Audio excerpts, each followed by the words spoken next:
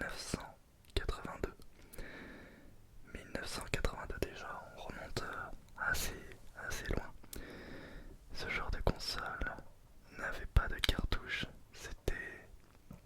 ça fonctionnait avec deux petites piles rondes et, et il n'y avait qu'un seul jeu. Ça permettait aussi de faire office de réveil, il me semble. En tout cas, d'horloge, oui, de réveil exactement aussi. Ouais. Et il y avait deux petits jeux intégrés où vous deviez sauter sur des tortues. On ne voit pas ici.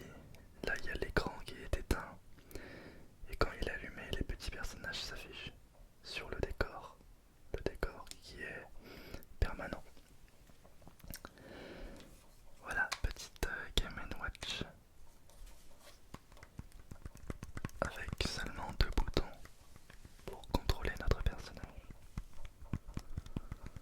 Mister Game Watch. À l'époque, il n'avait pas ce nom-là. Ils ont donné le nom de Mister Game Watch pour ce personnage dans Super Smash Bros. Melee. Ce ne sont pas les triggers les plus relaxants.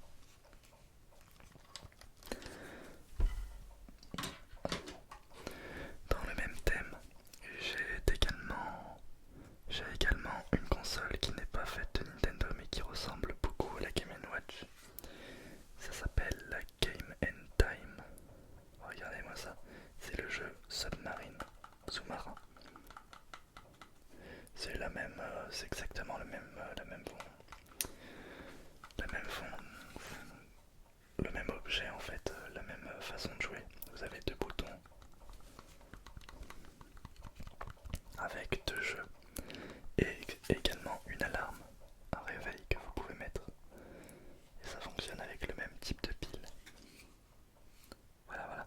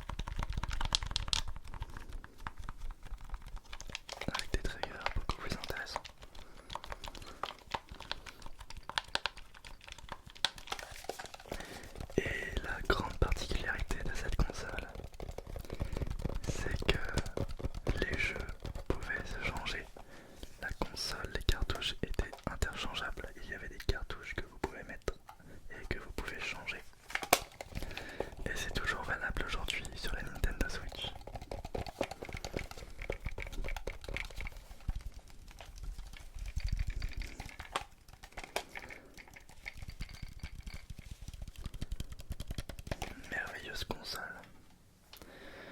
Hop. On va passer désormais, j'allais dire à la génération suivante, mais non, à 2 générations après.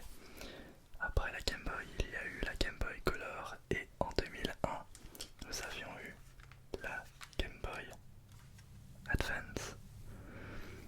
La Game Boy Advance avec un écran vraiment en couleur, mais avec beaucoup plus de couleurs, avec des meilleures musiques, des meilleurs sons. C'est une console 32 bits, c'est ça? Ouais, console 32 bits. Alors que ça, c'était une console 8 bits. Console 32 bits. Hop, avec un design qui change assez. Et l'apparition de gâchettes. Apparition de gâchettes sur le dessus.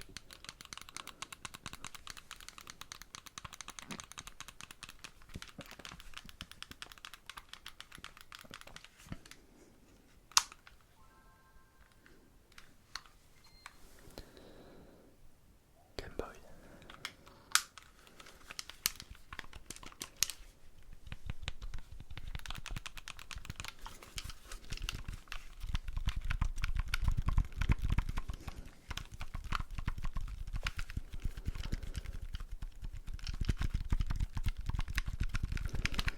Ensuite est sortie la Game Boy Advance SP en 2003 je crois, ou 2004. Game Boy Advance SP qui avait un design qui se pliait. L'écran était en haut, les boutons étaient en bas et hop, on l'a plié. Game Boy Advance SP qui avait également pour la première fois, ou pour la deuxième fois, un rétro-éclairage qui permettait de jouer dans le noir, puisque avant on ne pouvait pas jouer dans le noir, il fallait une lumière. Et la première fois que c'est apparu c'était sur la Game Boy Light, mais c'est sorti uniquement au Japon. Et en Europe nous avions eu du coup pour la première fois cette console rétro-éclairée avec la Game Boy Advance SP, considérée comme la meilleure Game Boy. Changement de génération. Il y a eu la Nintendo DS et ensuite la Nintendo DSi, la Nintendo DS Lite, pardon. Voilà, c'est ma toute première console que j'ai eue. J'ai commencé les jeux vidéo avec la Nintendo DS et notamment avec Mario Kart DS, avec du coup beaucoup de nouveautés sur cette console. Fini la Game Boy, bienvenue à la DS. DS comme dual screen, double écran. Nous avions 2 écrans, c'était vraiment révolutionnaire. Nous avions aussi X et Y qui sont apparus. Donc on avait plus de boutons. Et nous avions également un écran tactile sur le bas avec un stylet. Vous l'aviez sûrement beaucoup connu cette console. Avec aussi également l'apparition d'un micro. Et pour la première fois nous pouvons jouer en ligne sur une console portable. C'était révolutionnaire. Également le multijoueur sans fil, avec plusieurs consoles autour de soi, une batterie rechargeable, et nous pouvions non seulement jouer aux jeux de DS mais aussi les jeux de Game Boy avec le port d'extension dessous, qui ne servait pas seulement à jouer aux jeux Game Boy, mais on pouvait également utiliser ce port pour avoir un accessoire comme par exemple l'accessoire de Guitar Hero. Et il y avait Guitar Hero et il y avait aussi par exemple un Rumble Pack qui permettait de faire vibrer la console. C'est pas une blague. Sur certains jeux qui étaient compatibles, vous pouvez faire vibrer la console. Il y avait aussi un petit navigateur internet qu'on pouvait acheter. C'était une cartouche plus une autre cartouche dessous qui permettait d'ajouter de la RAM, ce qui était important pour regarder, pour naviguer sur internet. Il faut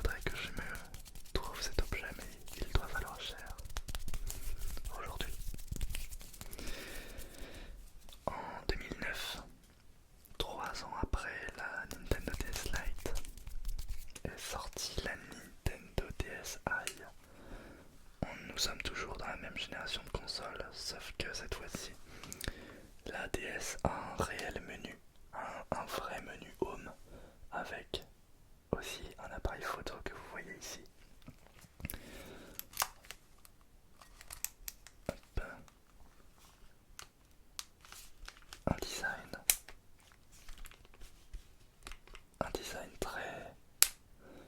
très sobre et très moderne. Déjà que la Nintendo DS Lite avait un design moderne, mais celui-là, il en rajoute une couche. Nous avions donc un appareil photo sur le derrière, sur le devant. Voilà. Et un port de carte SD pour sauvegarder les photos. Nous avions également une boutique de jeux, des petits logiciels en plus. Voilà, c'était la DSi et il y avait également un navigateur internet intégré. C'était aussi révolutionnaire, on va dire. Bon, révolutionnaire, c'est un grand mot. C'était moins révolutionnaire que les autres, que lorsque la DS est apparue. Vient ensuite, en 2011, 2 ans plus tard, la nouvelle génération de consoles, la Nintendo 3DS. Et cette fois-ci, il y a des changements notables. Déjà, l'écran du haut a un écran 16 neuvième, c'est un format 16 neuvième, avec beaucoup plus de pixels, donc une meilleure qualité d'image. Il y avait également l'apparition du Circle Pad, un joystick analogique mais sans bouton cliquable évidemment. De toute façon il n'y en a jamais eu chez Nintendo. APXY, voilà, avec la 3D, un écran en 3D sans lunettes. Ça m'a bluffé. La première fois que j'avais joué à la 3DS, c'était dans un géant casino. Il y avait Ballotwing Resort, qui était le premier jeu de la console. Et ça m'avait vraiment bluffé de voir de la 3D sans lunettes comme ça. C'était la première fois, j'étais vraiment émerveillé. Je voulais la console. Je souhaitais avoir cette console. Il y avait également un menu beaucoup plus poussé, vraiment beaucoup plus poussé. Le menu, il était excellent, avec l'apparition de fonctionnalités comme Street Pass. Il y avait des vrais jeux en 3D, mais enfin, non seulement la DS faisait de la 3D, mais la 3DS poussait vraiment les graphismes, et on avait vraiment des bons gros jeux en 3D, des open world même, ou des semi-open world, on peut dire ça comme ça. Voilà, avec Street Pass, les Mi et beaucoup d'ajouts.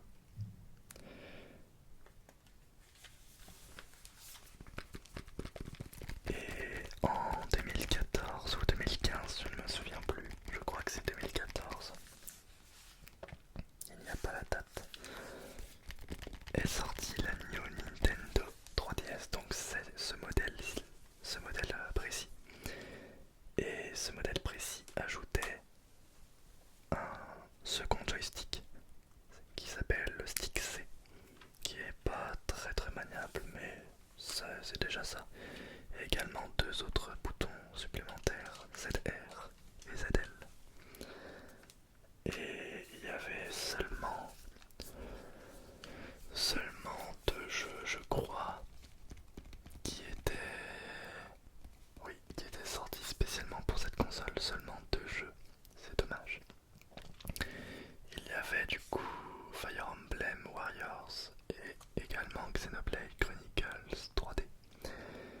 Nous avions également aussi eu Minecraft 3DS uniquement sur cette console, mais c'était pas un jeu en boîte, c'était sur le Nintendo eShop. Et également, nous avions eu les jeux Super NES. Voilà. On va passer désormais à la dernière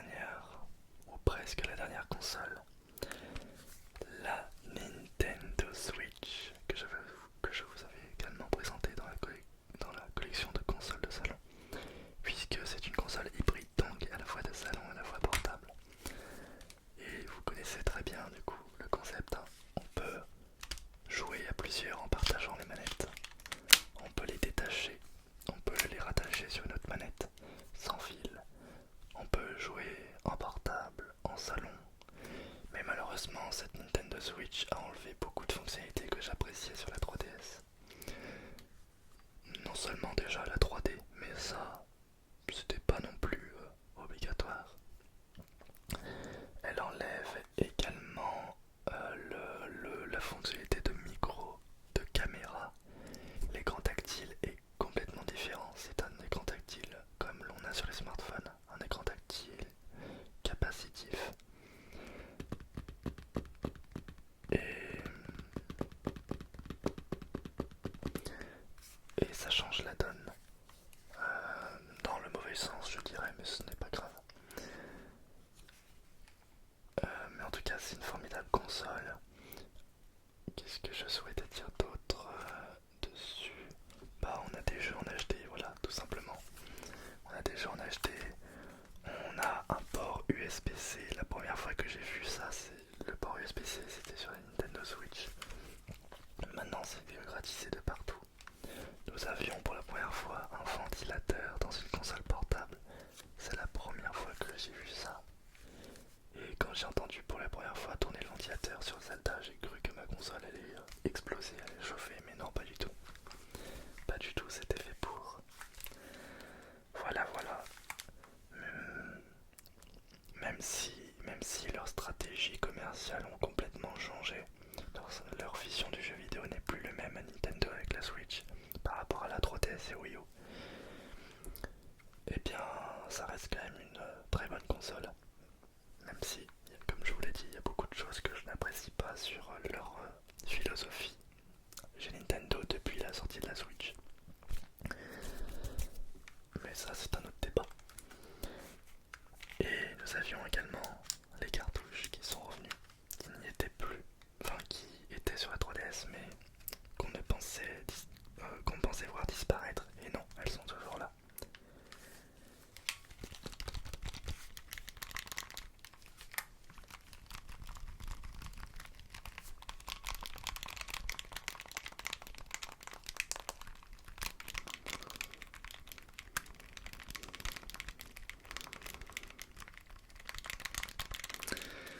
Et avant de se quitter, j'ai deux petites consoles à vous présenter.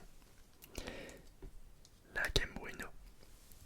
Game Bueno, petite console portable basée sur Arduino qui est le petit ordinateur, non c'est pas un ordinateur mais le petit microcontrôleur que je vous avais présenté une fois qu'on avait programmé ensemble lors d'une vidéo programmation. C'est une petite console portable créée par un Français, un Stéphanois. Et, et c'était très sympathique de voir cette console, mais la version 2 est bien plus intéressante puisque ça s'appelle déjà la Game Bueno. Et la première Game Bueno du coup était un écran monochrome, n'était pas très pratique à jouer. C'était plus là. De toute façon ces consoles sont plus faites pour apprendre à programmer plutôt qu'à jouer. Et la deuxième console, la Game Bueno Meta, qui avait un design déjà bien plus joli, bien plus fini, avec un écran couleur, toujours basé sur Arduino. Et c'était carrément mieux. Donc la première est sortie en 2014 et celle-là en 2018. Les jeux s'installaient sur la micro SD. On l'installait grâce à un PC. Et tous les jeux sont gratuits et sont créés par la communauté. Allez, voilà. Est-ce que oui, je vais mettre mon petit code si ça vous intéresse d'en avoir une. À la base, c'était pas fait pour ça, mais je vous le mets quand même dans la description.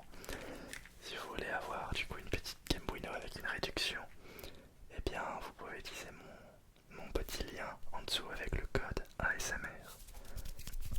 Pour avoir du coup cette console, il va falloir que je vous propose d'autres vidéos dessus puisque c'est une formidable console qu'on peut programmer, qui est vraiment sympathique.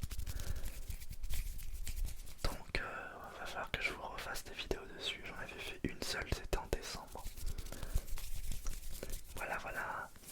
Voilà pour toutes ces merveilleuses consoles. Et si je devais en choisir une, ou plutôt... Ah, c'est difficile. Déjà, si je devais en choisir une,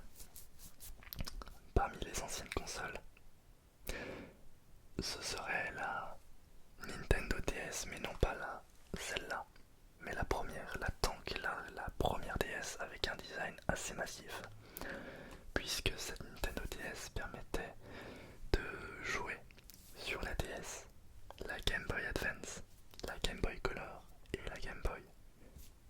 4 générations de consoles. Donc j'aurais choisi celle-ci.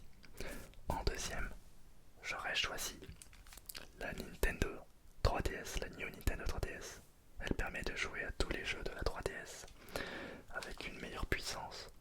Et on peut également jouer aux jeux de Nintendo DSi qui étaient sortis sur le eShop, sur le DSiWare puis sur le eShop.